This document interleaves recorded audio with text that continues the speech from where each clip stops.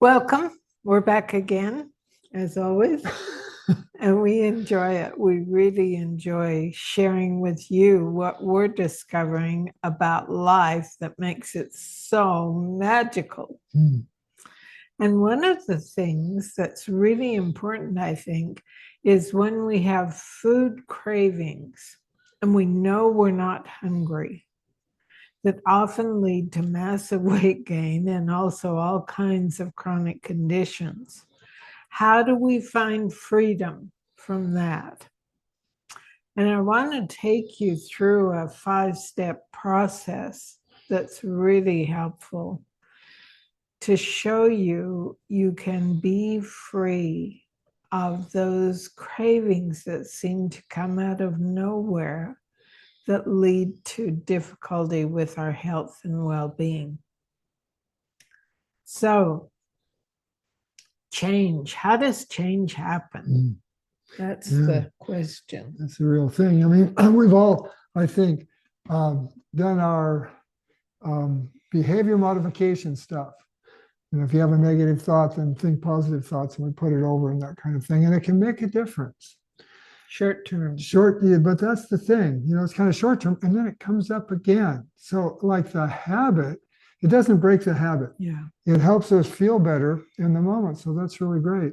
But what we've discovered, and is an integral part of the coaching that we do, is that lasting change comes from insight, really seeing how things work, how life really works. Yeah, it's in the seeing. Change happens from seeing something new, not from doing.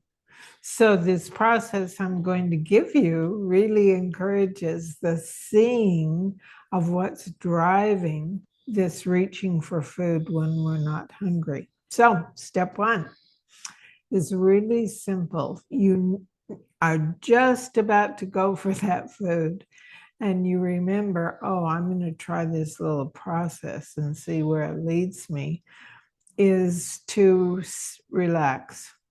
You might remember to relax your shoulders, let the thinking mind relax.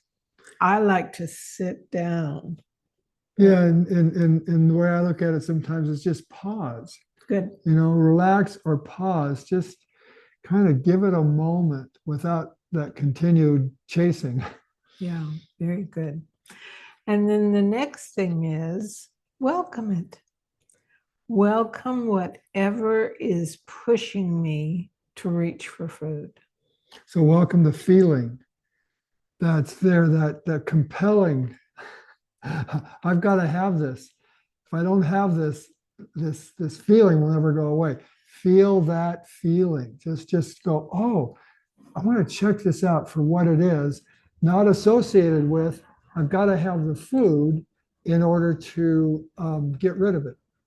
Yeah, so you want to welcome it like an old good friend who just knocked at your door. And then the next thing after welcoming it is what Bill's pointing to, really dive into it, feel it, be willing to feel the feelings, whatever is present in that moment. And when you dive into it without any thinking about it, Yeah, so that's not a label. That's not like this is anxiety or this is hunger or this is a craving. No labels, just what's the like energetic, what's the vibrational quality of that feeling? What is it really? yeah, and as you dive into it and explore it, you'll be amazed at what you experience. And then give that a little time. This happens all quite quickly.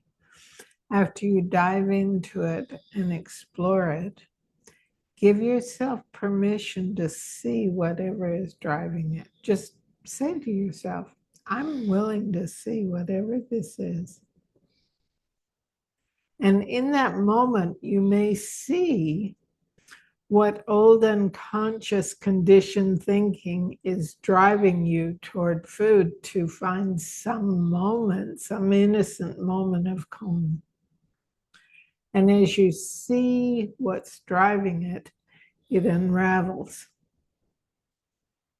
It begins its unraveling process in the seeing of it. So if you don't see anything, or if you see something, the last step is go on about your life.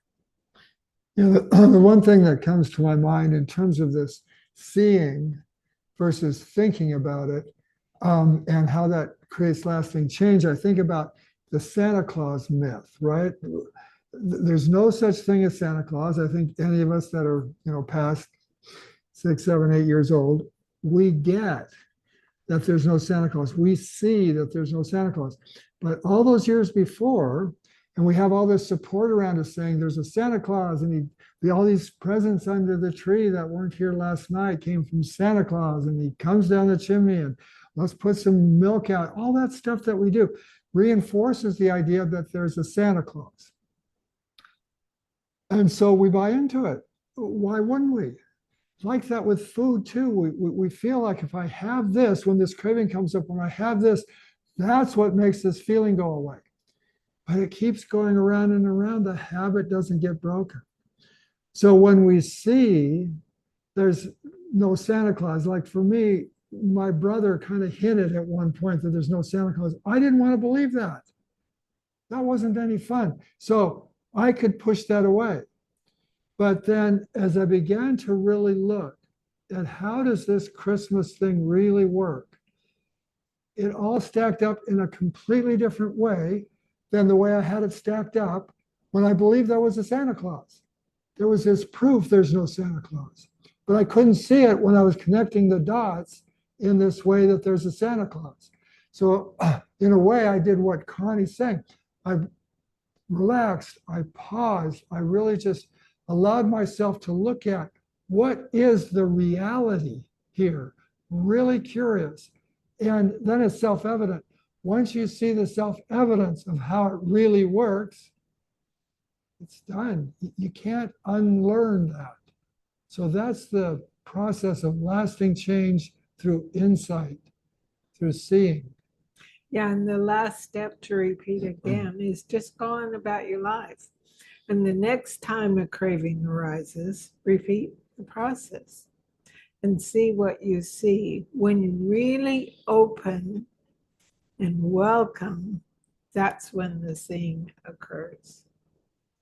So that's what I wanted to share. That's good. Now, recipe. I'm trying to remember. Oh, that was good. Yeah, go ahead. Well, Mexican potato hash. Yeah. We have a variety of different ways to do potatoes as a hash. And so this is a new twist that adds our favorite flavorings, the Mexican, to it.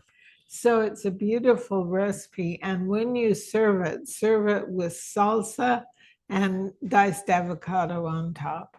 And it's really good. Yeah, that's good. I think I like it. Thanks for joining us. Please try what I'm saying because it's the way to break any habit.